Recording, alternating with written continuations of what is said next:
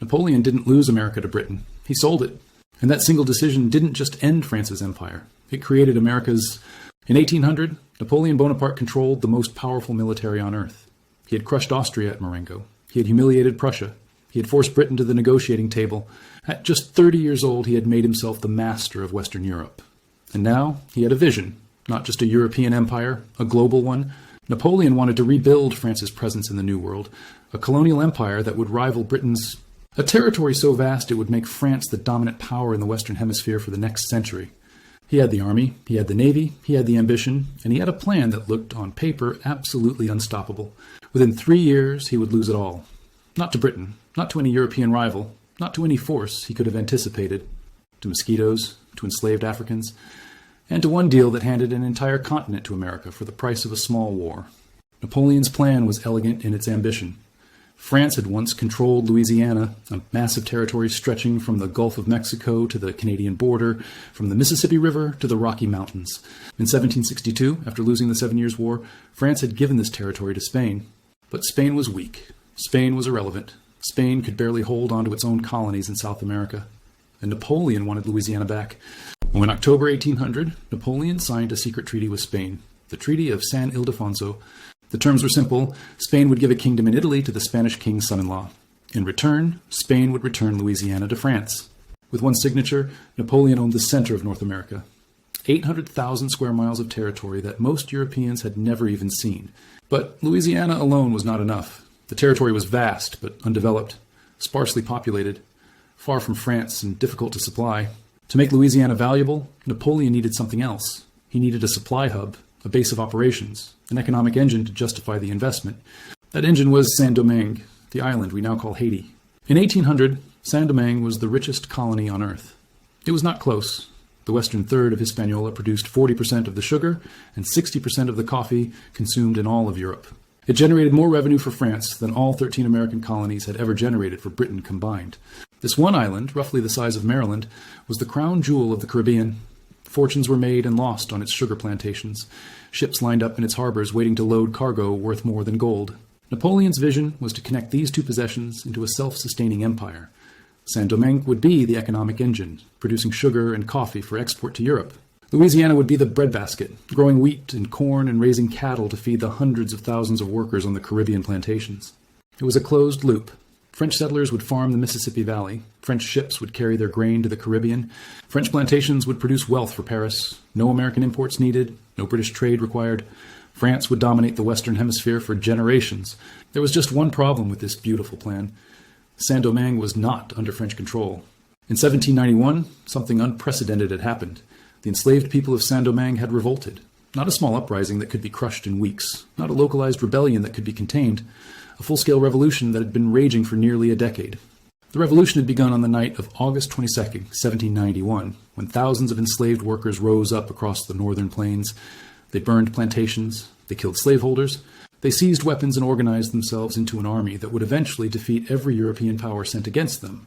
Leading them was a man named Toussaint Louverture, a former slave who had spent the first 40 years of his life in bondage, a man who had taught himself to read from medical texts and classical history, a military genius who combined guerrilla tactics with conventional strategy in ways that baffled European commanders. Spanish forces tried to take the island. They failed. British forces landed with thousands of troops. They lost 14,000 men to disease and combat and withdrew in disgrace. French forces tried repeatedly to regain control. Toussaint defeated them all. By 1801, Toussaint controlled the entire island. He had invaded the Spanish side and unified it under his rule. He had written his own constitution. He had declared himself governor for life. He was running Saint-Domingue as an independent nation in everything but name. Napoleon could not tolerate this. His entire New World strategy depended on controlling Saint-Domingue. Without the sugar wealth, Louisiana was worthless. Without the Caribbean hub, there was no empire. Without crushing this rebellion of formerly enslaved people, France's ambitions meant nothing. So, in late 1801, Napoleon made his move. He assembled the largest military expedition France had ever sent across the Atlantic. Over 30,000 soldiers in the initial wave, with more to follow, some of the finest troops in Europe, veterans of Italy and Egypt who had crushed armies across 2 continents. Leading them was General Charles Leclerc, Napoleon's own brother-in-law, married to Napoleon Bonaparte, a trusted commander with a simple mission: retake Saint-Domingue, arrest Toussaint, restore slavery and French authority.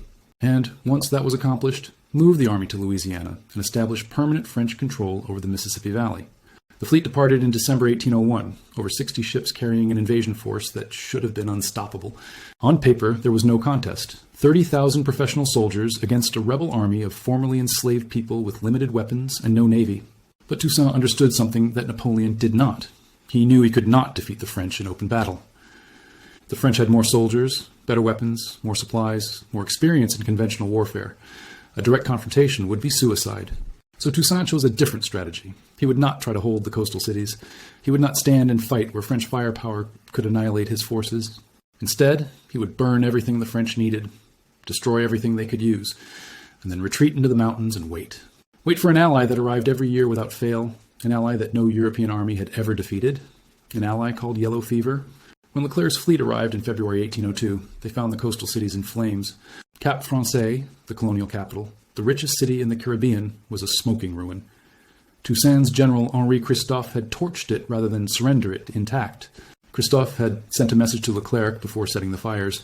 He wrote that the French would only enter Cap Français after watching it reduced to ashes. And even upon those ashes, he would continue fighting. He meant it. Leclerc pushed inland. His troops fought skirmish after skirmish against guerrilla forces that would not stand and fight. The Haitian rebels burned crops, poisoned wells, destroyed roads and bridges. They retreated into the mountains where cavalry was useless and artillery could not follow. The French won every engagement. They took ground. They raised the tricolor over captured positions. But they could not force a decisive battle. And with every passing week, more soldiers fell sick. By the end of March, 5,000 French soldiers had died of yellow fever. Another 5,000 were hospitalized. Leclerc wrote in his diary that the rainy season had arrived and his troops were exhausted with fatigue and sickness. By May 1802, Leclerc appeared to have achieved a breakthrough. Toussaint himself surrendered and accepted an amnesty. His top generals, including Jean-Jacques Dessalines and Henri Christophe, had switched sides and were now serving in the French military. The rebellion appeared to be broken. Then summer arrived, and with it came hell. Yellow fever struck the French army like divine punishment. The disease causes high fever, severe headache, and jaundice. In severe cases, the victim bleeds from the eyes, the mouth, the nose. Death comes within days. The enslaved population of Saint-Domingue, many of them African-born or descended from Africans who lived in endemic yellow fever zones, had developed resistance over generations. The French soldiers had none. They died by the hundreds, then by the thousands. By July 1802, 10,000 French soldiers were dead. Hospitals overflowed with dying men. Reinforcements arrived from France only to sicken within weeks of landing. Napoleon refused to give up. He sent more troops, 20,000 more soldiers. Some of the finest regiments in the French army fed into the Caribbean meat grinder. In October 1802, Leclerc himself died of yellow fever. He was 30 years old. His replacement, General Rochambeau, inherited an army that was melting away. An army trapped on an island with an enemy it could not defeat and a disease it could not escape.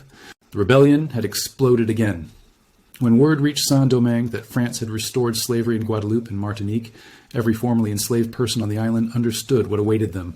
This was no longer about politics. It was survival. The generals who had surrendered to France now switched sides again. Jean-Jacques Dessalines, Henri Christophe, Alexandre Pétion.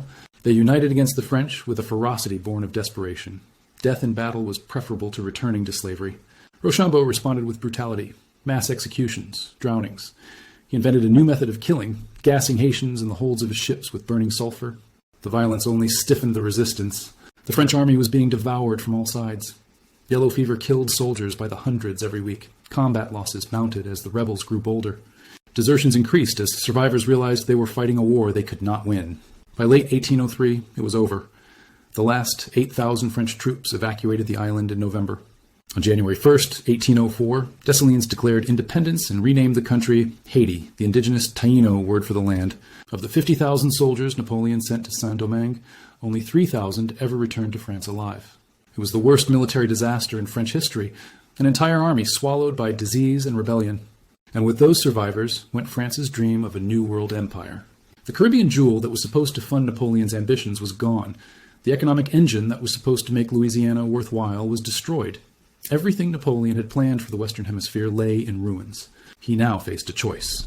He could try to hold Louisiana without Saint-Domingue, pouring more resources into a territory that could never pay for itself, or he could cut his losses, take what money he could get, and focus on the war that actually mattered. Napoleon was many things, a dreamer, a conqueror, a gambler, but above all, he was a pragmatist. He chose to cut his losses. While France's army was dying in the Caribbean, the Americans were watching with growing alarm. President Thomas Jefferson understood exactly what French control of Louisiana would mean. It would mean a powerful, aggressive neighbor on America's western border. It would mean French troops stationed at New Orleans controlling the mouth of the Mississippi River. It would mean every American farmer west of the Appalachian Mountains at the mercy of French customs officials. The Mississippi River was America's economic lifeline. Farmers in Kentucky and Tennessee and Ohio floated their crops down the river to New Orleans, where they were loaded onto ships bound for Europe. Whoever controlled New Orleans controlled the American economy. Jefferson had written to a friend that there was one single spot on the globe whose possessor was America's natural and habitual enemy. That spot was New Orleans, and the day France took possession of it would be the day America would have to marry itself to the British fleet and nation. He was not exaggerating. French control of the Mississippi could strangle American commerce overnight. So Jefferson tried diplomacy.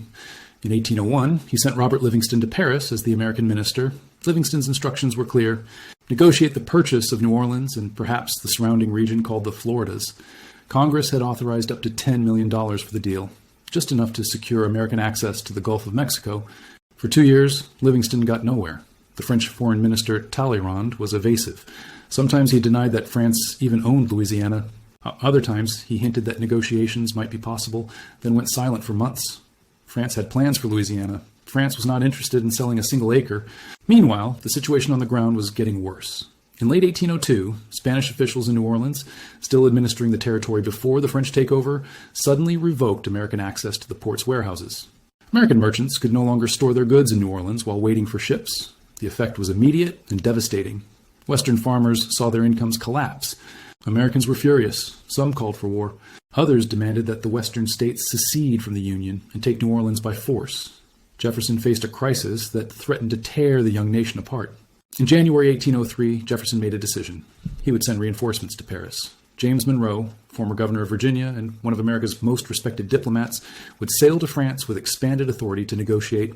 If France would not sell New Orleans, Monroe was authorized to offer up to $10 million for whatever access rights France would grant. Monroe arrived in Paris on April 12, 1803, and he found a situation that nobody in America had anticipated. The day before Monroe arrived, Talleyrand had asked Livingston a stunning question. Would the United States be interested in purchasing all of Louisiana? Livingston was shocked. All of Louisiana? The Americans had come to buy a city. France was offering them a continent. What Livingston did not know was that Napoleon had already made his decision. Days earlier, perhaps as early as April 10th, Napoleon had called his finance minister, François Barbé-Marbois, into a meeting. His words were recorded for history. Napoleon said he would not keep a possession that was not safe in French hands, a possession that would perhaps cause a clash with the Americans, or perhaps make them cold toward him. Instead, Napoleon said, he would use Louisiana to bind America to France. He would cause them to break with the British. He would create an enemy for Britain that would one day avenge France. And since America had no territory to give France in exchange, Napoleon would ask them for money. Money to fund the armaments he was preparing to launch against Britain. This was pure Napoleon. Strategic calculation masked as generosity. He was cutting his losses in the Americas to focus on Europe. He was raising cash for war, and he was hoping to create a future enemy for his greatest rival. Everything had changed because of Saint-Domingue.